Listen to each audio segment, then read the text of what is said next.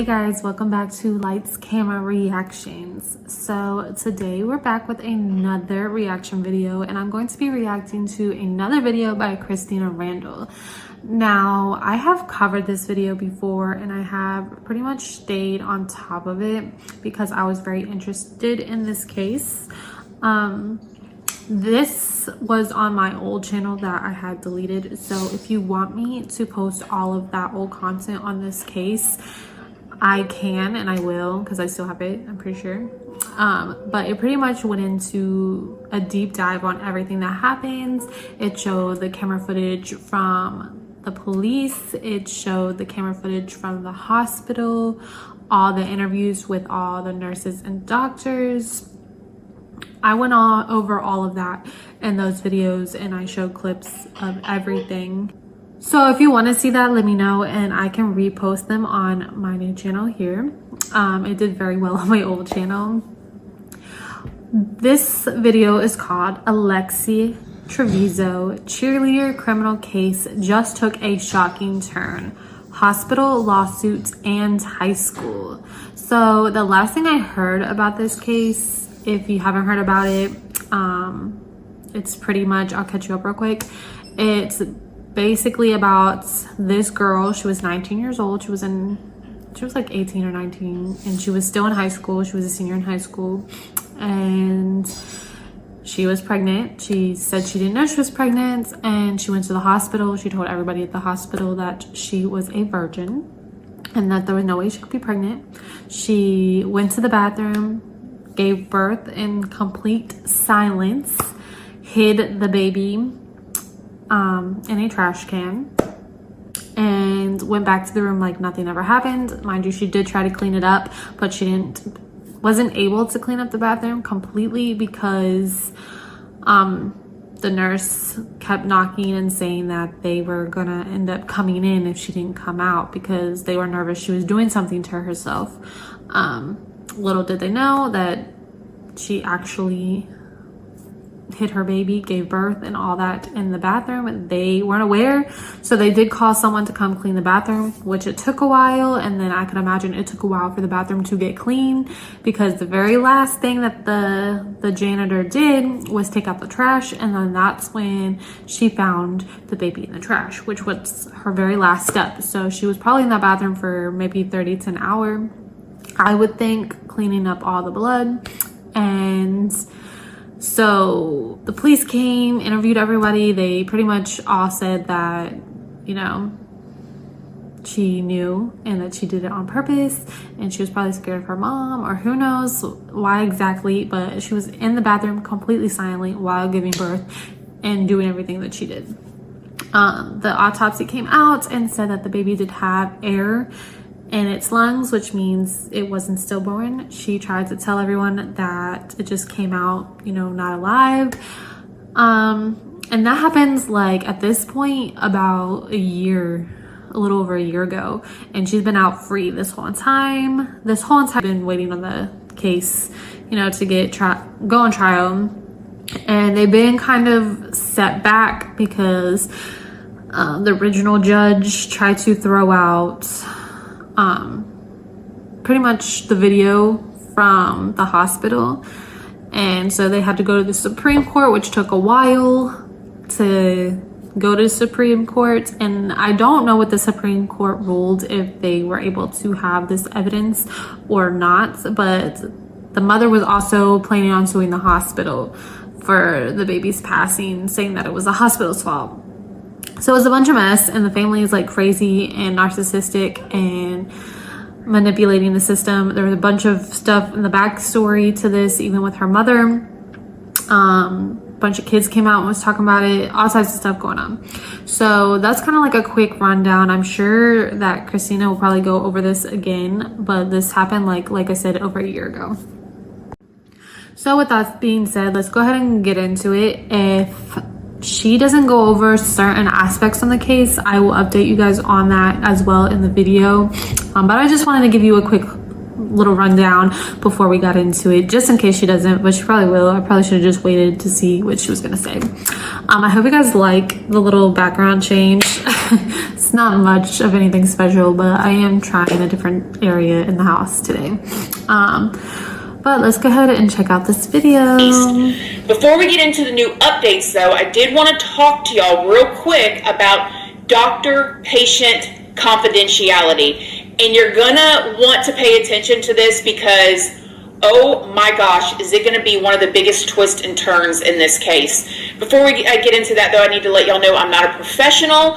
I pull all of my information from very public sources, news sources, court videos that is already out there, filter it through my own words and opinions, and also give y'all my unprofessional opinion. Please go do your own research, form your own opinions, just do not show hate to anybody anywhere. So, okay, according to Wikipedia, doctor-patient confidentiality is a legal concept. It is related to medical confidentiality that protects communication between a patient and their doctor from being used against them in court, okay? The reason for this rule is so that there is a level of trust between a doctor and their patient so that the doctor can properly treat the patient. You know, I see these videos online all the time where you've got like a nurse coming on and saying, listen, if you come to the hospital and you're on this, and this, we do not care. You need to tell us the truth so we can help you. Right. And a patient has to feel comfortable telling the medical staff the truth so they can help them, right? If the patient was afraid to tell the truth to their doctor because they believed that the doctor would report it or that they would get in trouble, then the treatment process could really be delayed and made more difficult, or even the doctor could be treating the patient for the wrong thing because the patient is lying to the doctor. Another example. An underage patient comes to their doctor wanting to be treated for an STD. The doctor is usually required to get a list of the patient's partners to inform them that they need to get treated as well. But the patient does not want to name their partner because they're afraid that they'll get in trouble. In some jurisdictions, the doctor cannot be forced to reveal the information of their patient, and it can even go as far as the doctor not being allowed to testify to that information in court, which I understand to a degree, right? Right. So with all of that now, let's go back to talking about Alexee. For a brief recap, back in 2023, Alexee was 19 years old and she was living in Artesia, New Mexico with her mother and her stepfather. Like I said in my first video, Alexee was living a seemingly normal teenage girl's life. She had a boyfriend. She had been dating him, I believe, for 2 years at that point. She was a senior in high school and she had a GPA of 3.86. She was heavily involved in her school's cheer team, and she'd never really gotten in any kind of trouble for anything. But then, on January 27th of 2023, Alexee said that she started experiencing lower back pain, hip pain, and abdominal pain, so she ended up going to the hospital. While she was there, the staff discovered that Alexee was pregnant through a urine test. But before they could tell her, Alexee ended up running off to the bathroom. Now, while Alexee was in the bathroom, hospital staff said that they could hear the toilet flushing multiple times and the paper towel dispenser being used a lot. One staff member said that they knocked on the door multiple times asking Alexee if she was okay, and they said that Alexee never responded. So the staff member said that they were going to go get a spare key, and just when they were about to unlock the door, Alexee came out after spending 18 minutes in there. The staff member said that there was red bodily... And just look at the camera, how she just is casually walking out the bathroom like nothing ever happened. She didn't just give birth. Literally, that just sickened me so much. I guess she is doing a recap, so I didn't have to do all that in the beginning of the video. But hopefully you guys liked my quick little rundown of it. Okay. Fluid all over the bathroom, and when he asked Alexee about it, she allegedly told him that she was on her menstrual. Did you look into the restroom? I did. Yeah. What'd you see? Went into the restroom and I saw a large amount of blood where it was on the floor. It appeared to, she had tried to wipe it up in places. Mm-hmm. It was kind of on the back wall behind the commode, the toilet. And so I said, You okay? What happened? And she said, I'm on my period. She said. And she walked out. This is when the staff called for housekeeping to come and clean up the bathroom. Now, when the housekeeper arrived, she immediately went in and she said it was like a horror scene. I mean, there was red stuff everywhere and something that she had never seen like that before. And so she immediately started cleaning the bathroom. The last thing she needed to do was empty the trash can, except for when she picked up the trash can, she felt that it was very heavy, way heavier than it should have been, even with just trash in it. This is when she pulled the liner out and saw that underneath the liner there was another liner, and in it was a deceased newborn. The housekeeper immediately notified the hospital staff, who rushed in and got the boy out of the bag. Unfortunately, though, it was too late. Hospital staff then called the police. After interviewing the hospital staff, this is when the officers went into Alexee's room to interview her. Alexee's mother was in the room as well, and one of the doctors gave the news of what they had found, and this was Alexee and her mother's response. I'm sorry. We discovered a dead baby in the bathroom. Oh my gosh. That's very freaking out of me. I didn't know what to do. Alexee, I told you about this.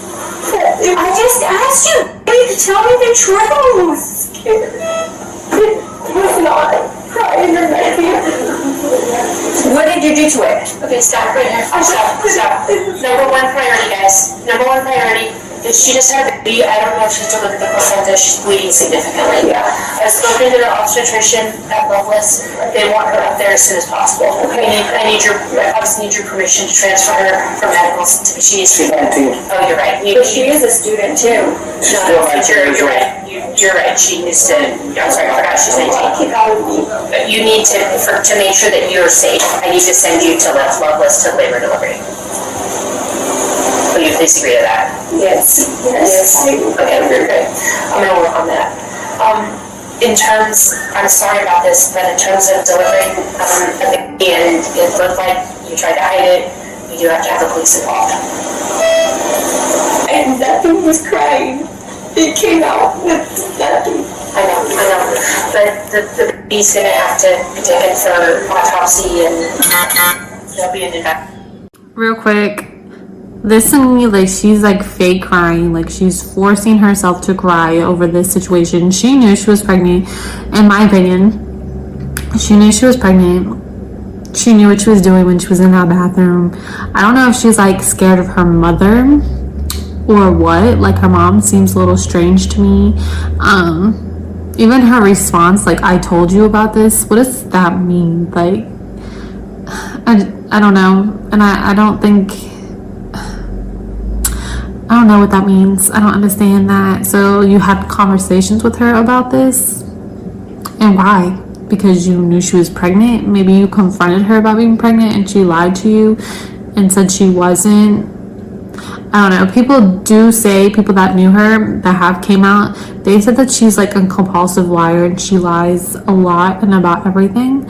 So I don't know. Maybe she obviously lied her whole pregnancy, but I just think it's weird that her mom didn't know. And this made me feel like her mom did know and maybe questioned her about it, and she like lied and came up with excuses and reasons why she was bigger and had a big belly, because it was very obvious that she was pregnant. They had a picture, hopefully she shows it, but they had a picture of her because she was a cheerleader, cheering, and she literally had a big baby bump. And so it was like completely obvious and everybody knew about it. And people said that she knew, like there was girls that came out and said that she was going around talking about how she was going to name her baby Alex and all this type of stuff. But I don't know. Let's see what else. Let's continue watching this, because when I watched it, it was really sickening. I don't know how much she's going to show, but we'll see. I think this is the part of the video that and the evidence that the courts are trying to throw out and not allow in, you know, to be seen by jurors and things like that. Investigator and everything. I'm really sorry, guys. I'm so sorry. But we need to do this correctly. and I want to be transparent with you about what our steps are going to be. Do you guys have, I'm the charge nurse, do you guys have any questions for me? Like, how big is it? It's full time. What? Like 9 months? Like, it was great. Like, so fake. That guy is so fake and forced. See the girls that, what they do to their babies and when they go to jail? It's crazy. Like, the mom's not even crying. Either. These emotions, like, seem so fake to me. Like, maybe this was planned. Now, after this, Alexee ended up being airlifted to a different hospital to make sure that she was taken care of. And in the meanwhile, the baby's body, who had since been named Alex, was taken by the medical examiner for autopsy. The medical examiner ended up ruling Alex's passing as a homicide by expiration. The report said that there was evidence that Alex was breathing outside of the womb and that there was hemorrhaging, which indicated something. Alexee wasn't arrested until May 10th, and she ended up being charged with willful and deliberate first-degree murder and tampering with evidence. Alexee was released on May 16th on a $100,000 bond just in time for her high school graduation, but the school administrator actually asked her not to come. She did, however, get to attend her senior prom. Now, while she was out on release, Alexee even started attending college. There was a bit of like an uproar on campus over that, and a petition was started asking that she be banned from campus. Alexee's lawyer from the very beginning said that Alexee did not know that she was pregnant and that she didn't know anything like that until she birthed in the bathroom at the hospital. But if you remember in my first video, you guys, there were all these pictures coming out that showed Alexee seemingly looked pregnant. And listen, I know that cryptic pregnancies are a thing. But that's completely obvious. A lot of people talk about it. But this situation, in my unprofessional opinion, was so different. I mean, look at her cheerleading here. The fact that the whole entire school wasn't like, excuse me, Alexee, are you, I mean, it's so bizarre to me. I just cannot comprehend. I understand cryptic pregnancies where the person's like barely even showing, but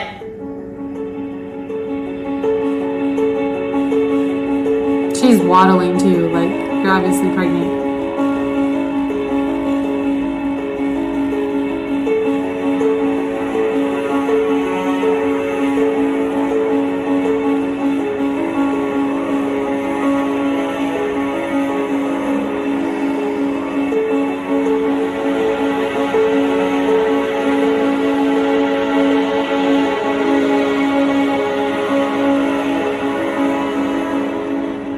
Now that's pretty much everything that we knew at the time and whenever I put my first video out, so let's get into these new updates.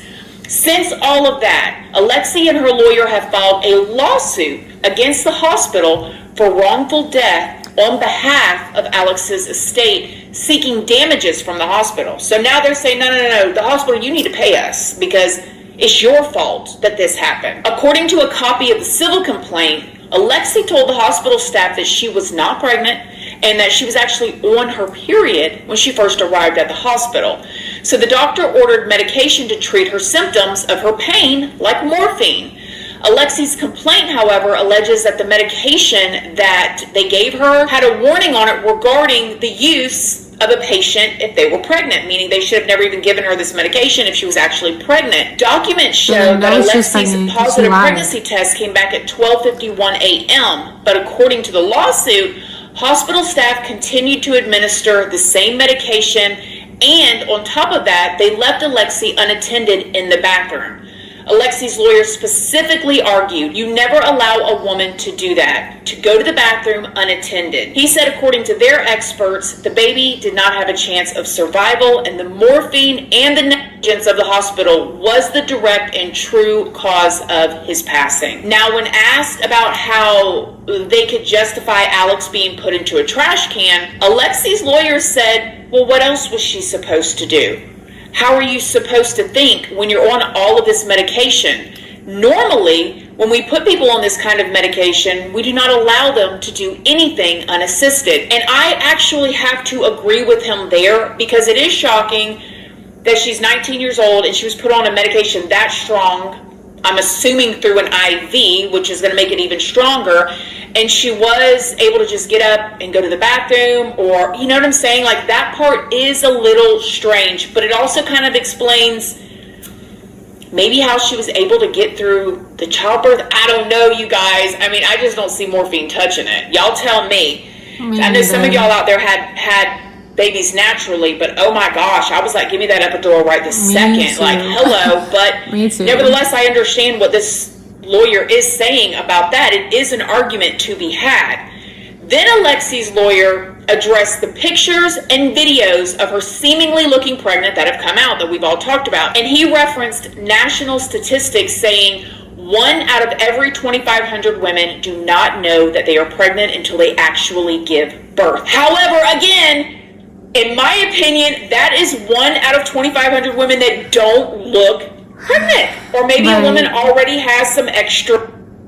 That's women who are probably like, you know, overweight and don't realize it. But I don't know, she was a small girl. You eventually know when you don't have your cycle after so long. And she obviously was hiding it. People said she started wearing baggy clothes. Like, she knew. I really hate her lawyer as well. Okay, I understand the whole, like, morphine part. Okay, they probably shouldn't have gave her morphine at the age of 19. But,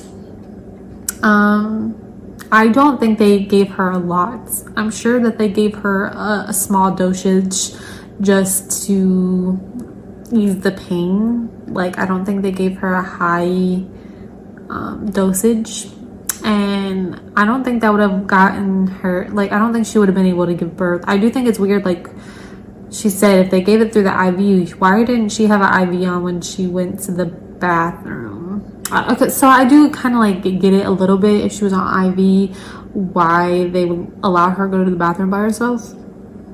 Usually they have a bathroom in the room when they give you morphine. I don't know, maybe she wasn't in a room yet. I'm kind of confused about that part. I don't know how I feel about it, but that didn't take her knowledge away to, like, her common sense to know that you shouldn't put a baby in the trash can.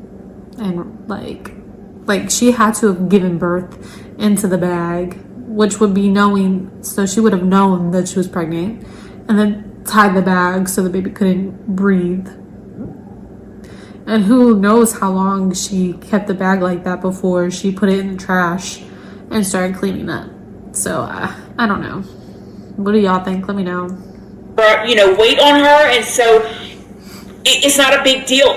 Alexee looked completely different, in my unprofessional opinion, Mine from too. before versus during, and then even after. Did y'all see the the picture where she went to the dance after all this happened? I mean, that's a big difference. Now, at the time, which was back in 2024, Alexee's trial was set to start in October. However, it has now been... I know I keep stopping this a lot, but I'm pretty passionate about this. Another thing, like, I could have just imagined if something like this happened to me and I had the audacity to go to prom after.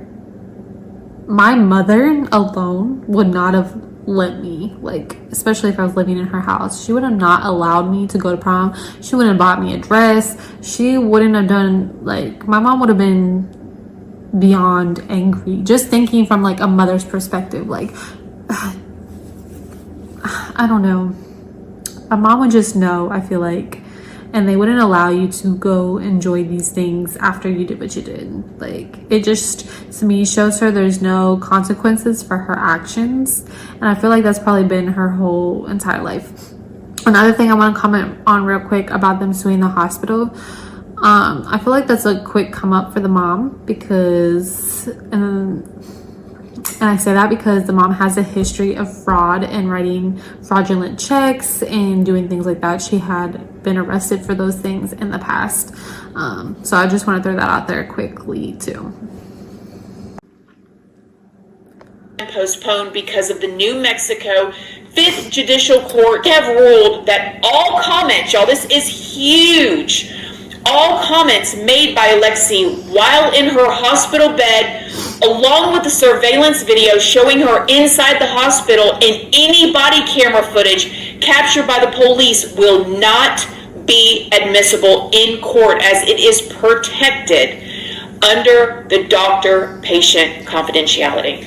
Oh yeah, so all of that body cam footage of the police officer standing in there, and she's saying that it wasn't breathing, and her mom saying, Alexee, I told you about this, and I asked you, and her do all of it, her going to the bathroom, everything that we've seen as far as her being in the hospital, including the body cam footage on the police's chest, none of it will go into court, and that is a huge win for the defense. And according to the prosecution, this ruling has effectively destroyed their case against Alexee. Now, the prosecution has since filed an amicus brief with the Supreme Court, arguing that conversations Alexee had in her hospital room with her mother and medical staff while in the presence of law enforcement should be admissible in court. Alexee's lawyer also successfully argued in front of the district court that Alexee had not been read her Miranda rights prior to having these conversations. They also successfully argued that Alexee's rights were violated when members of law enforcement wearing body cameras entered a room where she was receiving medical treatment. But then the prosecution argued in their amicus brief that Alexee completely waived any privilege when she made those statements in front of her mother and law enforcement agents. They also argued that Alexee was not under arrest or restraint when she made her admissions, and that the exchange between Alexee and the doctor did not rise to the level of police interrogation. So then on September 4th of this year, 2025, just a few weeks ago, both the defense and the prosecution argued their points in front of the New Mexico Supreme Court. The state argued first. The reason why the state believes there was no interrogation here, Your Honor, is when you look at the video, just so we're all starting from a baseline, the police do not ask her any questions at all. The police do at one point ask the mother, does she have a driver's license? They hand that over. Of course, they're going to run everyone for warrants, like showing up at a car accident scene.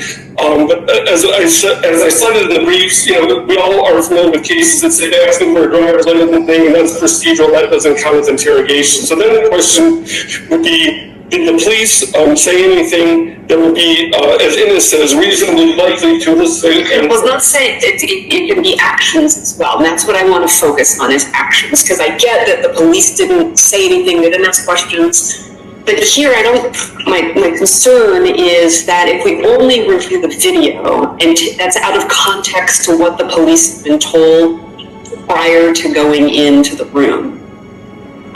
There's been a report. They've heard from the nurse, probably things maybe the nurse shouldn't have told them, and then they're invited to go in. And so there's action as a result of that that's different than like they just pop their head in, or if the report had just been made without healthcare folks tying the report to this young lady.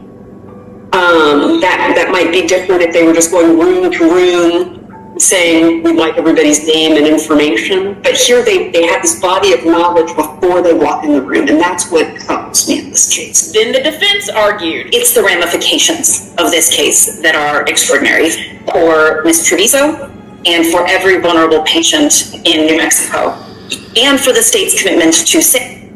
For me, so are you telling me that it would be if, say, somebody who had a PPU came in and shut up the hospital and unalived 10 people, are you telling me that you couldn't use the camera footage of him walking through the hospital? Or if he was arrested in the hospital, say he got shot by the police and he was arrested in the hospital and he just started talking before anyone could say anything, would you tell me that all of that would be, you couldn't use that as evidence? I don't feel like that's any different than what she did. I don't know. I get patient, I get it to an extent, But not when it comes to the life of somebody, not when it comes to someone's life. Now, if it comes to like drug use, even STDs, I feel like, well, like maybe AIDS and HIV, things that could lead to death, I feel like those should be the same. Like there should be loopholes based on it affecting people's lives and could possibly be taking other people's lives. I don't know, that's just my thought, that there would be like exceptions to when it deals with a life and taking a life. I don't know, let me know what you think down in the comment section, but that's how I feel. Let's go ahead and continue. I know I keep stopping, but I have so much to say. I've been obsessed with this case for the last year. Safe, confidential reproductive health care. And even more importantly, to maintaining the line that separates medical care from police investigations. Physicians and medical personnel take on the role of caregiver. Police take on the role of investigator. If we accept the state's position in this case, that line completely disappears. And it's to the detriment of New Mexico patients at their most vulnerable moment. Police are in the emergency department every single day. This is something real live doctors have to navigate every single day. And the people who are there are inherently at their most vulnerable moment. There are guidelines here. The state's position is essentially there is no limit. Then the state got to argue one more time. If you give the defendant the benefit of the doubt that she did not know she was pregnant immediately upon giving birth, the natural thing you would think anybody would do is, help, I just had a baby, help, I need help. I agree. She did not tell anybody for 30 minutes. It was 30 minutes later that the cleaning lady found the baby, and obviously another 5-10 minutes till the police showed up. I think one can make a good argument that she did not even from the beginning avail herself of the physician-patient privilege. Now, the Supreme Court did not make an immediate decision. What do you think? Did Alexee not really know that she was pregnant? I mean, remember, she told the hospital staff when she first got to the hospital that she was on her period. And she also told them that after delivering the baby in the bathroom, according to a staff member that was about to unlock the bathroom door. And so I said, you okay? What happened? And she said, I'm on my period. And she said, and she walked out. Do you think all of the statements that she made and the surveillance footage should be completely covered by this doctor-patient confidentiality? And do you think a jury would be able to convict her without any of that footage? Listen, in my unprofessional opinion, the waters are getting very muddied here, because what does this mean? Does this mean you can just go into a hospital and do this type of thing? Right. Because you're protected there? But at the same time, there were seemingly some mistakes that were made as far as maybe giving her that medication and letting her walk to the bathroom on her own. I feel like that's that does seem strange to me. Usually when you're given that strong of a pain medication, you're not allowed to walk to the bathroom on your own. I just don't know, you guys. What I do know is that I believe that Alexee knew she was pregnant.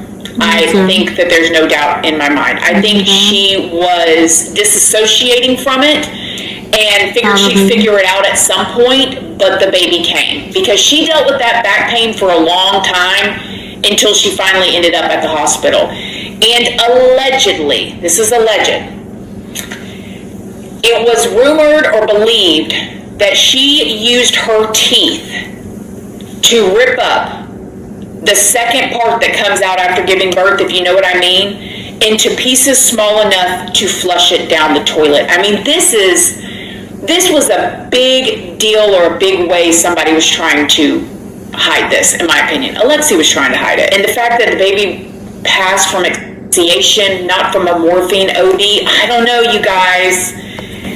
I don't know. That's crazy. I didn't hear about the whole teeth thing. I didn't know that they said, the stuff that comes out after, the placenta and all that. I know they did say that wasn't in her, so she had to have gotten rid of that as well, which only place she could have was the toilet. I didn't know the rumor is that she used her teeth, and if she did, that's crazy. And to me, that just doesn't leave any excuse for the morphine excuse because you had enough common sense to think, oh, I have to rip this up so nobody knows, and I gotta flush it down the toilet, and I'm gonna use my teeth to do it. You thought all of that out, very thoroughly.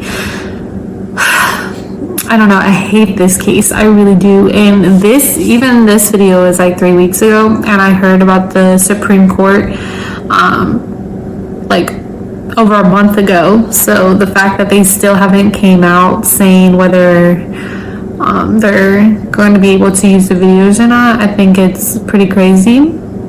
Another thing is, for those who don't know, she is attending college right now, the same college that the father of the baby is attending, and so she's also going to college to be a social worker. I would not want this woman around my kids. Like, who would want her to work with their kids knowing what they know about her? Even if she gets off with this, like, I don't know, I feel like that would be hard to get a job because they would want to know, or people would know, especially in New Mexico, they would know and remember that name and what happens. I don't know, I feel like she's guilty. I feel like they're working the system for her to get out and be scot-free, and so far she's been living her life scot-free, besides, probably some students and other people harassing her about the situation, which I feel like she completely deserves. I feel like she knew she was pregnant. I feel like her mom knew she was pregnant, but she probably lied, and her mom for some reason believed the lies. And I feel like the boyfriend knew she was pregnant. Friends probably knew she was pregnant. Cheer coach had to know she was pregnant. I don't know, because even in the hospital, when they asked her, she was like, no, I'm a virgin, I've never had intercourse before. That's not possible. So it's like she just was lying. Even after they found the baby, she told one of the nurses that she was a virgin. So I don't know, what do you guys think? Let me know down in the comment section. This case really blows my mind, and I hate that she's been able to be out living her life like she didn't do what she did. And I don't know, who's to say she wouldn't do this again or hurt someone thinking that she could get away with it because she's taken a life before. And then if they rule this out, like I said, what happens if someone takes someone's life in a hospital, like stabs them up or does something crazy in a hospital, and they say, oh, well, you can't use the footage from the hospital of the crime because it's in a hospital, So I don't know. I don't get it. I think if it didn't involve a life, I would understand, but because it does, like if it was a drug charge or something like that, or ICE, I would understand, the whole being safe at a hospital, but not when it comes to taking a child's life or anyone's life. I don't understand that. But like I said, let me know what you guys think. Make sure you like, subscribe, and hit that notification bell for more content, and I'll see you guys next time. And also, if you guys have any suggestions on any content you want to see, any videos, leave a link down below, and I will watch them as soon as possible. Thank you guys so much for watching, and I'll see you next time.